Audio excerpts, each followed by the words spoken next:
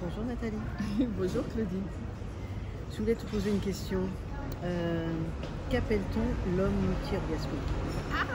Vaste question qui revient maintenant de plus en plus dans les médias, ce qui me fait assez plaisir, même drôlement plaisir d'ailleurs, puisque un homme multi-orgasmique, eh bien, dans le terme même, il y a multi. Multi, c'est multitude. Il peut avoir des orgasmes répétés. Et pour avoir des orgasmes répétés chez un homme, eh bien, il y a plusieurs techniques. Il y a plusieurs techniques, mais surtout, pour avoir un orgasme répété, c'est un orgasme qui va être non éjaculatoire.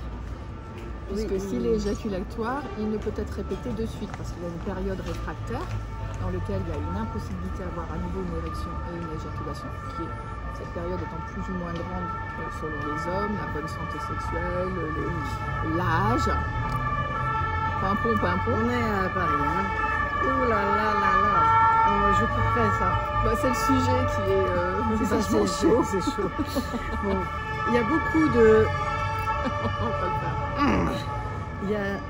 En fait, souvent, j'entends des hommes qui disent être multi-orgasmiques parce qu'ils tiennent longtemps et ils provoquent finalement beaucoup d'orgasmes à leur partenaire.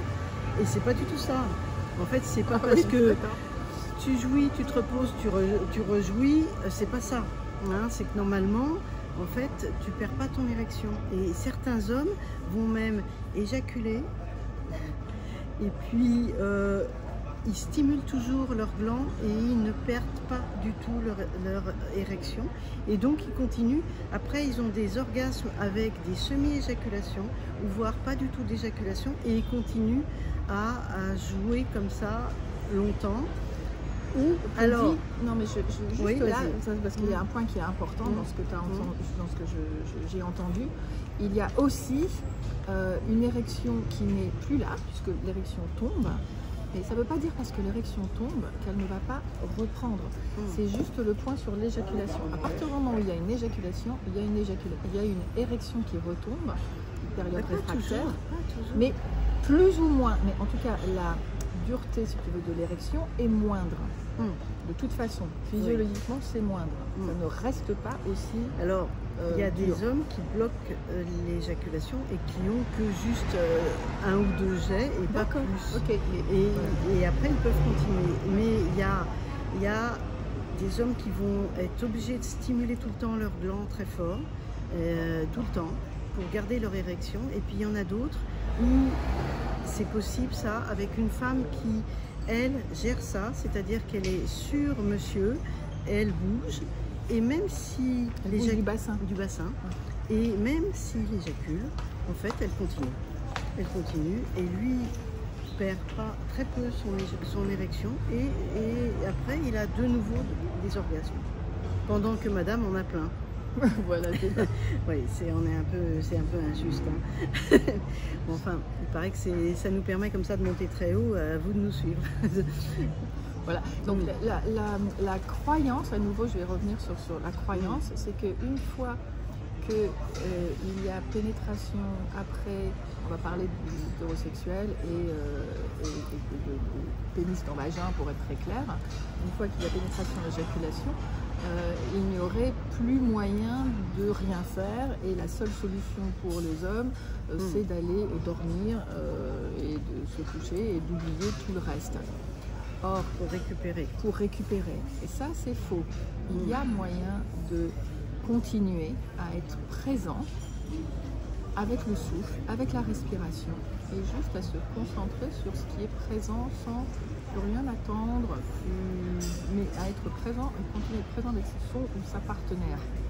Et ça amène vers cette jouissance dont tu parles, c'est-à-dire que les femmes continuent à se stimuler dans certaines positions. Là, on parle de la position d'Andromaque, qui est la plus facile, qui fait que le pénis peut rester dans ne s'échappe pas en tout cas du vagin tout de suite, et qui amène... Il reste au chaud, voilà.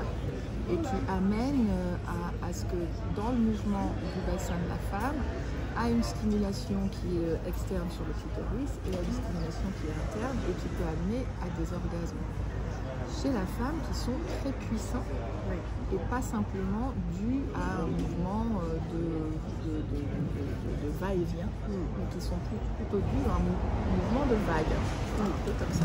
Il y a des femmes d'ailleurs qui disent préférer des pénis à demi nus. Complètement. Et que ça entraîne des orgasmes beaucoup plus forts. Ouais, bah voilà, moi j'adore cette idée, à bas les idées reçues, comme quoi il faudrait avoir une trique, l'homme devrait avoir un gourdin en quelque sorte, dur, pour matraquer et pouvoir donner du plaisir. Non, c'est faux. C'est encore quelque chose qui est véhiculé par les films porno, mais pas du tout par la réalité du terrain, on va dire, ou de la relation. En tantra, les hommes sont beaucoup plus ouverts à ça. Ils lâchent le contrôle, ils arrivent à ne pas du tout être gênés d'être sans érection et ils continuent à rester dans la communion avec la partenaire. Et on a eu des personnes qui nous ont parlé dans les conférences. Et c'est génial parce qu'il n'y a plus de pression et de performance nécessaire. Tout à fait, c'est parler de connexion plutôt que de, comme tu dis, de performance, c'est-à-dire d'aller chercher à faire quelque chose pour obtenir quelque chose de l'autre ou d'aller soi vers son pour les hommes, d'aller vers son éjaculation par exemple. Et là, ça y est. Et donc,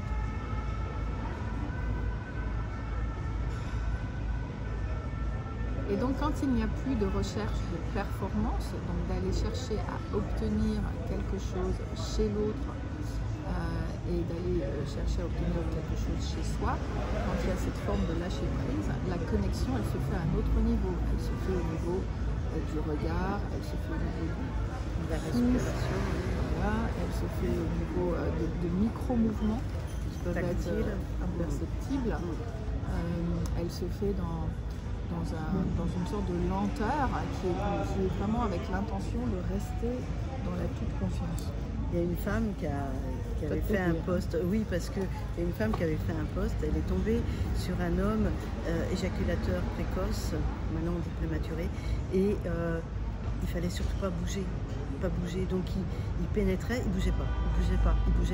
Et elle est partie dans un orgasme qui a duré plusieurs jours. Jours. Oui, elle en parle, je ne me souviens plus du nom de cette femme, et elle en parle, c'est-à-dire que son corps se souvenait. Oui, puis en fait, quand c'est puissant comme ça, tu peux atteindre et puis être tout le temps en fait en spasme. C'est étonnant cette histoire, c'est-à-dire que c'est comme si tu avais un orgasme qui monte jusqu'aux étoiles et que les étoiles te les ramènent. et voilà, c'est tout le temps comme ça. C'est étonnant et ça, c'est sûr que ça existe. Ce qui existe en tout cas, c'est que notre corps, qui est un merveilleux outil, est une éponge à émotions, une éponge à sensations. Donc lorsque la micro-sensation, parce que là tu me parles d'une micro-sensation et d'une charge qui augmente, d'une charge érotique, d'une charge de tension qui augmente petit à petit, le corps l'imprime. Il imprime cette notion de plaisir qui va juste dans la nuance de la graduation. Et ça imprime tout le corps, ça le charge en plaisir. Et cette charge de plaisir, il suffit qu'elle y amène un peu de souffle par exemple, ou un peu de respiration, pour que ça reparte dans ce cycle-là. Et le corps est aussi bien dans sa capacité à régénérer du plaisir, à retrouver la route du plaisir, dans ce dont tu me parles, que dans la capacité à éprouver de la douleur. On a les deux en nous. Bon, expérimentez, on vous laisse sur votre faim. Et surtout sur le plaisir. Voilà, à bientôt. À bientôt, ciao, bye bye pour le nouveau rendez-vous.